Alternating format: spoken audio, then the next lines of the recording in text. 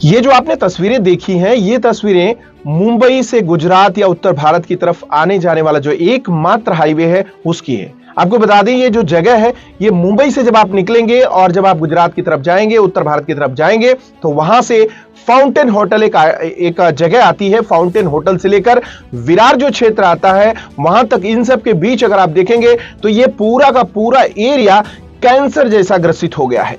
आपको बता दें कि ये जो हाईवे है, मुंबई से गुजरात की तरफ जो जाने वाला हाईवे है, इसकी तस्वीरें आप देखेंगे। आप पालघर से अगर मुंबई आ रहे हैं तो आप देखेंगे कि विरार जब आप टच करेंगे और विरार से आप फाउंटेन होटल यानी मीरा भाईंदर तक पहुंचेंगे, तब आप सड़कों की दोनों तरफ देखेंगे तो आपको सिर्फ और सिर्फ बदहाल एक हाईवे दिखेगा जिसका कोई माई बाप नहीं है। आप तस्वीरों में देखिए किस तरीके से लोग परेशान हैं। बारिश की बूंदें पहले दिन से जब से पड़ी है, ये हाईवे बदहाल हो रहा है, बुरी तरह लोग प्रभावित हो रहे हैं। जहां पे 15 से 20 मिनट की दूरी होनी चाहिए और टाइम लगना चाहिए 15 से 20 मिनट की, उसमें अब 6 घंटे 8 घंटे लग रहे हैं लोगों को मुंबई पहुंचने के लिए। ताज्जुब हो रहा है कि आखिर पिछले 3 सालों में महानगर पालिका क्षेत्र वसई विरार और तहसीलदार का जो क्षेत्र है वसई विरार का, ये हिस्सा विरार का से फाउंटेन तक का, आखिर इसके साथ ऐसा क्या हादसा हो गया जिसकी वजह से ये जो हाईवे है वो पूरा तरह कैंसर पीड़ित हो गया है और बारिश की चंद बूंदें पड़ते ही बदहाल हो जाता है और लोग बेहाल हो जाते हैं।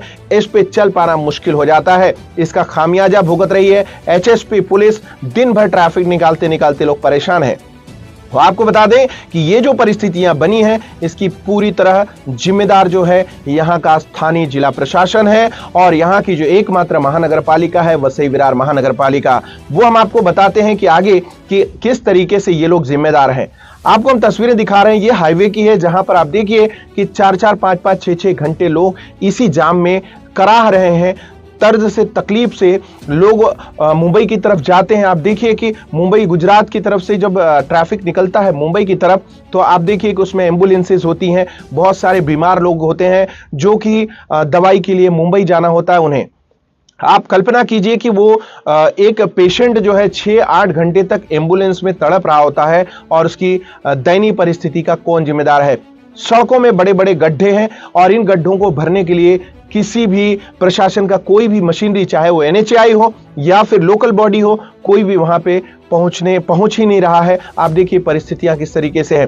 थोड़े समय में बारिश जब होती है तो ये वसई विरार का हाईवे जो है वो पूरी तरह डूब जाता है। उसके पीछे का कारण हम आपको बताते हैं। दरअसल मामला कुछ ऐसा है कि वसई विरार में अवैध तरीके से जो निर्माण हो रहे हैं सड़कों के चारों तरफ, खासकर हम इस हाईवे पर अगर फोकस कर रहे हैं तो हाईवे की बात करते हैं। हाईवे के दोनों तरफ 15 से 20 फीट और कहीं कहीं तो 50 फीट ऊंची अवैध तरीके से भरनी हुई है, यानी मिट्टी को भरा गया है 50 फीट गहरा और 50 फीट ऊंचाई तक भरा गया है, जिसका जो रेवेन्यू होता है, जो महसूल होता है, जिसको महाराष्ट्र में महसूल कहते हैं, वो महसूल भी डुबाया गया है। लगभग 800 से 1000 करोड़ का आकलन किया गया है कि इतना पैसा जो है वो शासन को मिलना चाहिए, वो शासन की जेब में नहीं गया है। वसई विरार में अधिकारी आप देखिए कि किस तरीके की कार्यशैली कर रहे हैं कि महानगर पालिका क्षेत्र में अगर आप नजर डालेंगे तो सड़कों के किनारे जो प्राकृतिक नाले थे, जो ऊंचे पहाड़ियों से, जो सड़कों के किनारे जो पहाड़ियां हैं वहां का जो पानी आता था तो उसमें नेचुरल नाला बना हुआ था और धीरे धीरे करके वो समुद्र में जाके मिल जाता था। लेकिन अब की परिस्थिति ऐसी है कि अवैध निर्माण आज भी हो रहे हैं। अवैध निर्माणों पर कोई कंट्रोल नहीं है। जो प्राकृतिक मैंग्रोव्स होते हैं, मैंग्रोव्स के लिए महाराष्ट्र में कायदा है, कानून है कि एक आदमी की हत्या करने जितना पाप है मैंग्रोव्स दबाना। लेकिन अगर आप नायगांव पट्टे पर, हाईवे पट्टे पर नजर डालेंगे तो वहां पे जितने भी मैंग्रोव्स थे वो 90% दबा दिए जा चुके हैं। इन सब के पीछे स्थानीय प्रशासन, तो रेवेन्यू डिपार्टमेंट, खास करके महसूल डिपार्टमेंट, उनके जो सबऑर्डिनेट हैं, तलाठी हैं या और भी जो उनके सर्कल हैं, ऐसे तहसीलदार के जो रेवेन्यू डिपार्टमेंट के जो लोग हैं, उनका काम सिर्फ और सिर्फ मॉनिटरिंग करना होता है और इन चीजों को, जो प्राकृतिक चीजें हैं, उसको प्रिजर्व करना होता है, उनको संभालना होता है। लेकिन पिछले 3 सालों में इन लोगों ने मिलके, महानगर पालिका क्षेत्र वसई विरार और महानगर पालिका प्रशासन के लोगों ने मिलके इस पूरे वसई विरार क्षेत्र को बेच दिया है। तस्वीरें आपके सामने हैं और ये तस्वीरें गवाह हैं। आप समझ लीजिए वसई विरार क्षेत्र का चप्पा चप्पा ये कराता है और इस हाईवे से चलने वाले लोग करा रहे हैं, जिनकी सुनवाई करने के लिए अब प्रशासन के हाथ पांव फूल पड़े हैं। आखिर किया क्या जाए, इस ट्रैफिक जाम को निकाला कैसे जाए। अब खाली लगा दिया गया है पुलिस मशीनरी को। आखिर पुलिस भी करे तो क्या करे, बताइए कि अगर वहां पे पानी निकासी का कोई व्यवस्था नहीं है, घंटे आध घंटे की बारिश में हाईवे जाम हो जा रहा है, तो आप सोचिए कि अभी पिछले 2 साल से देखेंगे तो वसई विरार या मुंबई में उस तरीके की बारिश नहीं हो रही जिस तरीके की बारिश होनी चाहिए। अगर कल्पना कीजिए कि अगर वैसी बारिश होती है वसई विरार क्षेत्र में, तो निश्चित तौर पे मैं कह रहा हूं, ये आप नोट करके लीजिए कि ये हाईवे वसई विरार से क्षेत्र से जो गुजरता है ये पूरी तरह ब्लॉक होगा और मुझे लगता है महीने 15 दिन तक इस पे आवाजाही करने की योग्यता या क्षमता नहीं रहेगी, क्योंकि यह हाईवे लगातार डूबता रहेगा जिसका कोई भी उपचार नहीं कर सकता। उसका सिर्फ एकमात्र कारण है क्योंकि जो प्राकृतिक नाले थे, जो रास्ते थे, जो नदियां थी, जिससे कनेक्टिविटी थी, वो सारे अब इस भ्रष्टाचार की भेड़ चढ़ चुके हैं। आपको बता दें, महानगर पालिका क्षेत्र की बात कर रहे हैं, वसई विरार में अभी जब यह खबर लगी, जब पत्रकारों ने खबर उठाई, हमारे पत्रकार मित्रों ने इस मामले को बहुत गंभीरता से लिया कि हाईवे क्यों जाम हो रहा है। जब उन्होंने हर पत्र पत्रिकाओं में जब खबर लगी, क्योंकि उन्होंने एक ऑर्डर दिया कि जो भी अवैध ढाबे हैं उन्हें तोड़ दिया जाए। तोड़ने में माहिर महानगर पालिका, वसई विरार महानगर पालिका जैसे भी लेके जाती है और मौका मिलते ही 40-50 ढाबों को ढकेल देती है। अब आप सोचिए, तोड़ना जब बनाया जाता था तभी तोड़ना था, लेकिन वो बने 100-150 ढाबे बने हैं और वो आज भी बने हुए हैं, उसमें से कुछ तोड़े गए। तोड़ना उनका अधिकार है, करना चाहिए, लेकिन यहां पे सवाल खड़ा होता है कि क्या उन ढाबों को तोड़ने के बाद जाम खुल गया या फिर जल भराव की जो व्यवस्था थी वो सही हो गई, यानी क्या उनका लक्ष्य पूरा हुआ। इस तोड़क कार्रवाई से महानगर पालिका या स्थानीय प्रशासन का कौन सा टारगेट पूरा हुआ है, यह सोचने वाली बात है। आज भी, अभी भी जबकि बारिश नहीं है, ट्रैफिक जाम है और चिंचोटी के जो रहने वाले जो एचएसपी पुलिस अधिकारी हैं वो लगातार 24 घंटे वहां ड्यूटी कर रहे हैं, बावजूद इसके जाम नहीं खुल रहा है। आप कल्पना कीजिए इस पूरी परिस्थिति का जिम्मेदार कौन है और ऐसे लोगों को क्यों छोड़ा जाता है।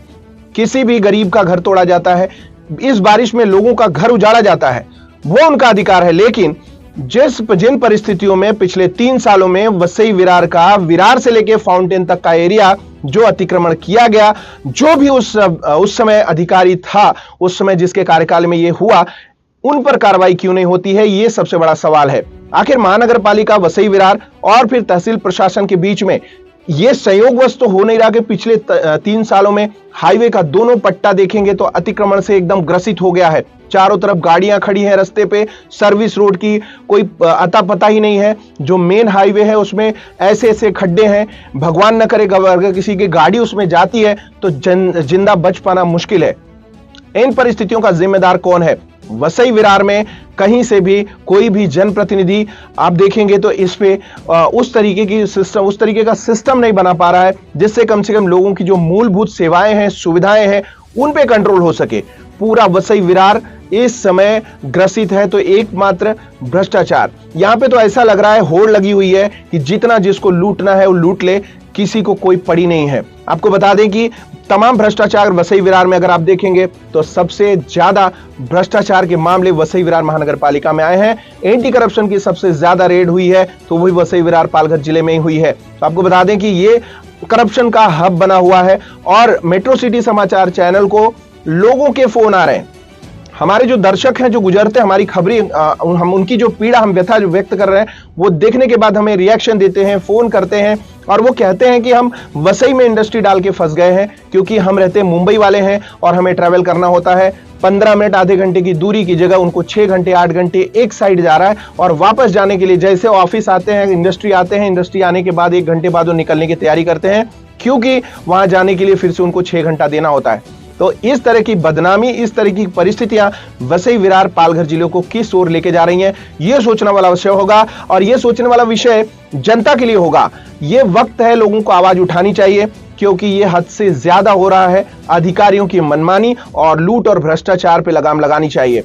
आपको इस मुद्दे पे आवाज उठानी चाहिए और इस मुद्दे पे सामने आना चाहिए। वसई विरार के जितने भी एक्टिविस्ट हैं, मीरा भाईंदर के जितने भी एक्टिविस्ट हैं, मुंबई के जितने भी एक्टिविस्ट हैं, इस मसले को लेना चाहिए कि आखिर पिछले 3 सालों में जो हाईवे है उस हाईवे को इस परिस्थिति में लाने वाले वो कौन से अधिकारी हैं जो यहां पे हैं या बच के निकल गए हैं। बचना मुश्किल होना चाहिए, लोग इतने सजग होने चाहिए।